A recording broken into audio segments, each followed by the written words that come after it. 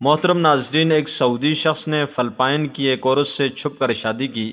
وہ شخص پہلے ہی شادی شدہ تھا اور پہلی بیوی سے اس کی اولاد بھی تھی۔ جب اس شخص کو بیماری لاحق ہوئی تو اس نے اپنی پہلی بیوی سے جو اولاد تھی اس کو وصیت کے لیے جمع کیا اور ان میں سے اپنے بڑے بیٹے کو بتایا، بیٹا میں نے چھپ کے ایک فلپائنی عورت سے بھی شادی کی ہوئی ہے، میرے بعد ان کا خیال رکھنا اور وراثت میں ان کو بھی حق دینا، اور ساتھ ہی اس سے مکمل پتہ بھی دیا جہاں وہ رہتی تھی۔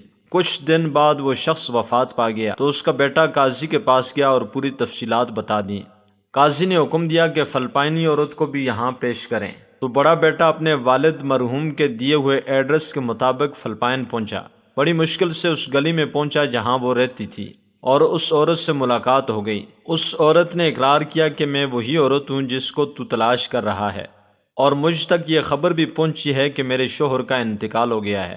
تو بیٹے نے بھی ساری تفصیلات بتا دیں اور ان کو سعودیہ کی طرف سفر کے لیے قائل کیا، اور اس کو لے کر سعودیہ پہنچا اور سیدھا قاضی کے پاس گیا۔ قاضی کے فیصلے کے مطابق اس عورت کے حصے میں 8 لاکھ ریال آئے، جو پاکستانی روپیوں میں تقریباً 2 کروڑ 16 لاکھ کے لگ بھگ بنتے ہیں، اور ساتھ ہی قاضی نے حکم دیا کہ ان کو عمرہ کی ادائیگی کے بعد فلپائن روانہ کیا جائے۔ بڑے بیٹے نے ایسا ہی کیا۔ اس واقعے کے ٹھیک 4 سال بعد بڑا بیٹا فلپائن اپنی اس ماں سے ملنے اور حال احوال پوچھنے کی غرض سے گیا، تو وہاں پہنچ کر اس کو بہت ہی تعجب ہوا کہ اس کی ماں اتنی بڑی رقم وراثت میں ملنے کے باوجود وہی پرانا خستہ حال مکان میں رہ رہی ہے۔ اس نے ماں سے وجہ دریافت کی تو ماں جی اس کا ہاتھ پکڑ کر ایک جگہ پر لے گئی جہاں ایک بہت بڑا اسلامی ادارہ قائم تھا۔ وہاں حفظ القرآن کا شعبہ بھی تھا اور یتیم خانہ بھی۔ ماں جی نے کہا کہ بیٹا سر اٹھا کر ادارے کے بورڈ کی طرف دیکھنا۔ بورڈ دیکھ کر بیٹے کی آنکھوں میں آنسو امڑ آئے، کیونکہ بورڈ پر اس کے والد کا نام لکھا ہوا تھا۔ اس نیک صفت عورت نے کہا کہ میں نے یہ ادارہ اپنے وراثت کے پیسے سے بنایا ہے اور اپنے شوہر کے نام پر وقف کیا ہے تاکہ ان کو اس ادارے کی وجہ سے ثواب ملتا رہے۔ یہ تھی سچی محبت، ورنہ اس پیسے سے وہ ایک عالیشان بنگلہ بھی بنا سکتی تھی، پر اس نے سوچا کہ بنگلہ تو عارضی چیز ہے، البتہ یہ اسلامی ادارہ اس کے اور اس کے شوہر کے آخرت میں کام آئے گا۔ جب بیٹا سعودیہ واپس آیا تو اپنے دوسرے بھائیوں کو بھی اس بارے میں آگاہ کیا۔ تمام بھائی اس رات جاگتے رہے اور باہم مل کر چندہ جمع کیا۔ اسی ایک رات میں 5 ملین ریال اپنے والد مرحوم سے منسوب اس ادارے کے لیے انہوں نے چندہ جمع کیا، جس کو ان کی دوسری ماں نے ان کے والد سے بے لوث محبت کی بنیاد پر قائم کیا تھا۔ سبحان اللہ!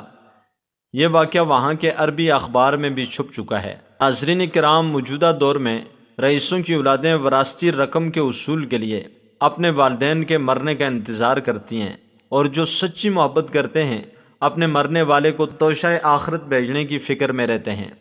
حضرت ابو اسید مالک بن ربیعہ رضی اللہ تعالیٰ عنہ فرماتے ہیں کہ ہم حضور نبی کریم صلی اللہ تعالی وسلم کے پاس موجود تھے کہ اتنے میں بنو سلمہ کے ایک شخص آیا اور اس نے نبی کریم صلی اللہ علیہ وسلم سے دریافت کیا، یا رسول اللہ صلی اللہ تعالیٰ علیہ وسلم، میرے والدین کی وفات کے بعد بھی ان کے ساتھ حسن سلوک کی کوئی صورت ہے جس کو میں اختیار کروں؟